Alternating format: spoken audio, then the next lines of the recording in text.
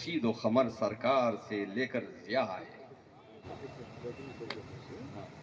اب میں آپ حضرات لے جانا یہ ہمارے بس کی ایک بات ہے.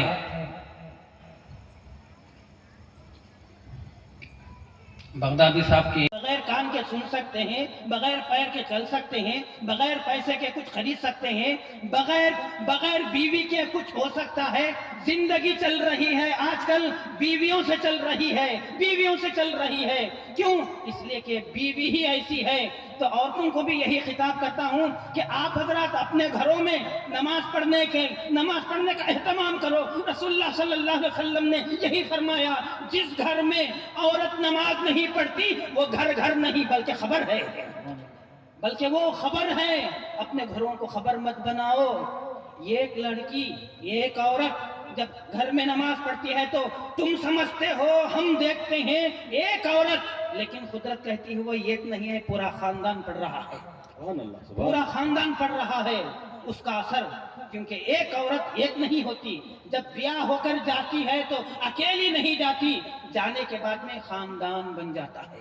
اسی سے خاندان بڑھتا ہے، اسی سے خاندان پلتا ہے، اسی سے خاندان آگے بڑھتا ہے. اس لیے فرمایا ایک عورت کو ایک مت سمجھو، اس میں خاندان پنہا ہے. جیسا ایک بیج میں کئی ہزار کھجوریں نکلتی ہیں، اسی طرح ایک عورت کے ذریعے سے پورا خاندان قبیلہ پیدا ہوتا ہے، قبیلہ بنتا ہے.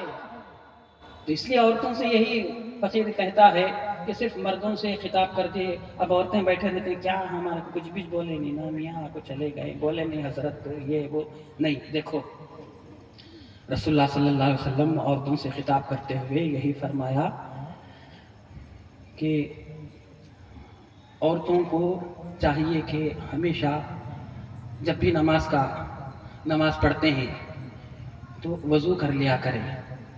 مردوں کے لیے بھی ہے. کیوں؟ اس لیے کہ عورتوں کو خواہش رہتی ہے میں اچھی دکھنا، اس کے واسطے وہ لوگ ہما قسم کے اشیاء لگا لیتے ہیں، لگا کر اپنے آپ کو اچھی ثابت کرنے کے واسطے کوشش کرتے ہیں. رسول اللہ صلی اللہ علیہ وسلم نے فرمایا کہ صرف وضو کرو، وضو کے ذریعے سے تمہارے چہرے پر حسن یوسف پیدا ہوگا. سبحان اللہ، سبحان اللہ. حسن یوسف پیدا ہوگا. اب جب وضو میں یہ بات ہے، نماز میں تو آپ ذرا ذکر میں بھی بیٹھتے ہیں، شاید نہیں ذکر اللہ میں ابھی بیٹھتے ہیں تو ذکر تو بہت بڑی چیز ہے. کیوں؟ ان الصلاۃ تنہی عن الفحشاء والمنکر ولا ذکر اللہ اکبر. یہ کیا بات ہے؟ اللہ اکبر، ذکر اللہ اکبر. اللہ بھی بڑا ہے، اللہ کا ذکر بھی بڑا ہے، اللہ کا ذکر بھی بڑا ہے. اور اللہ کے ذکر سے انسان میں جو بات پیدا ہوتی ہے وہ بیان نہیں کر سکتے، ذکر اللہ کے ذریعے سے بیٹھتے ہیں ذکر میں، اپنے پیر سے جو تعلیم ملتی ہے ذکر کی، یہ ذکر کرو، یہ ذکر کرو. اب ذکر کی بات چھڑی ہے تو ہمارے دادا، حضرت کے بھی دادا حضرت شیخ عبد القادر جیلانی رحمۃ اللہ علیہ ایک درخت کے نیچے بیٹھ کر ہو ذکر کرتے تھے. ان کو ہو شان الگ تھی.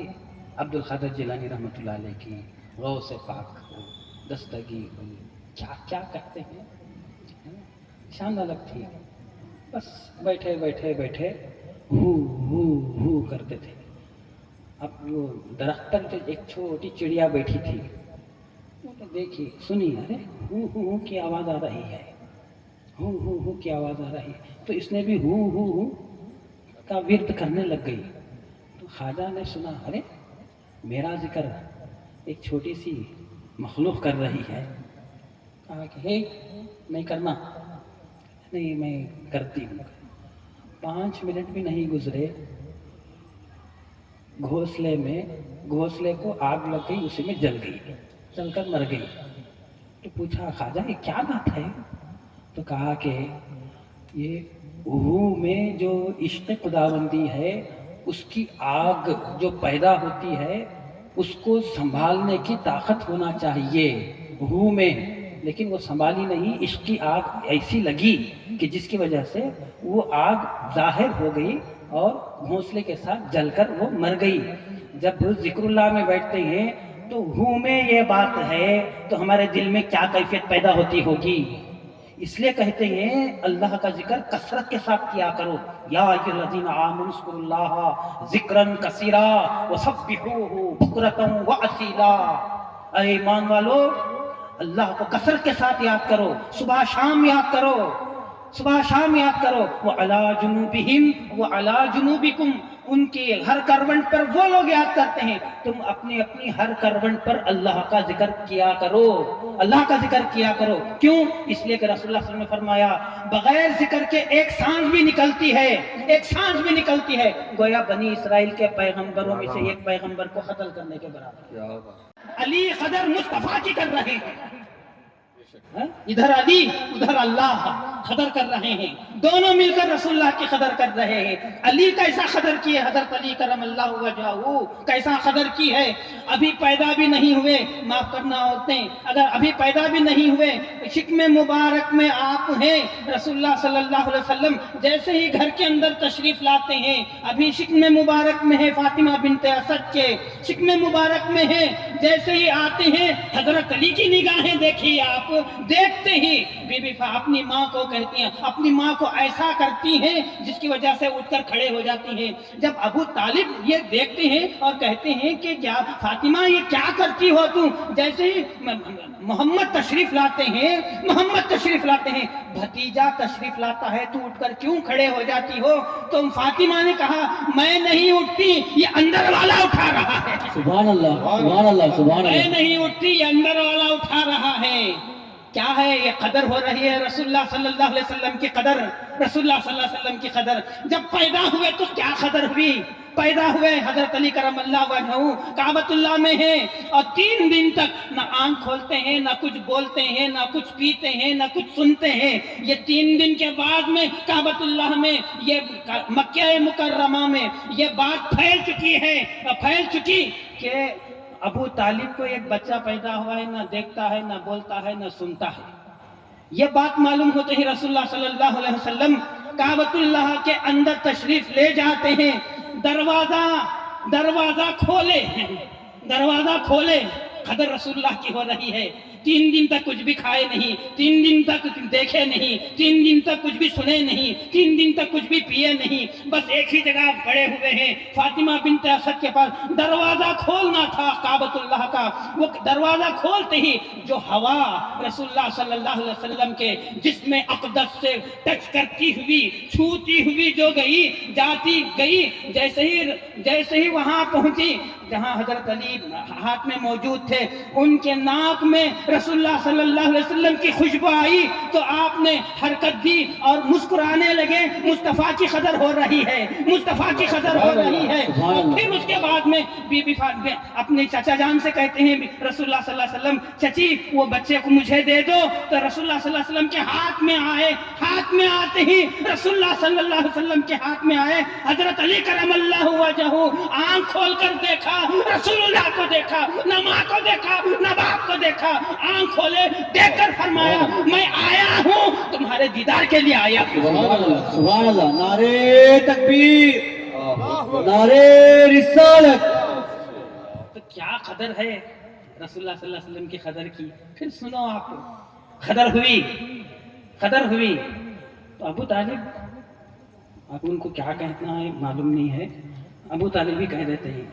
ابو طالب رسول اللہ صلی اللہ علیہ وسلم سے فرمایا بھتیجے 3 دن سے میں پریشان ہوں، ماں پریشان، نہ آنکھ کھولتا ہے نہ کچھ بولتا ہے، اور بچے پیدا ہوتے ہی روتے ہیں۔ حضرت علی پیدا ہونے کے بعد میں روئے نہیں، یہ ہے اب تک کچھ بھی نہیں۔ تو رسول اللہ صلی اللہ علیہ وسلم نے قدر کی، کس کی؟ حضرت علی کرم اللہ وجہہ کی، آپ لوگوں کو سمجھانے کے لیے، ورنہ ہم تو کہتے ہیں درود کیے ثبوت میں، درود کی دلیل کے ذریعے سے، ہاں؟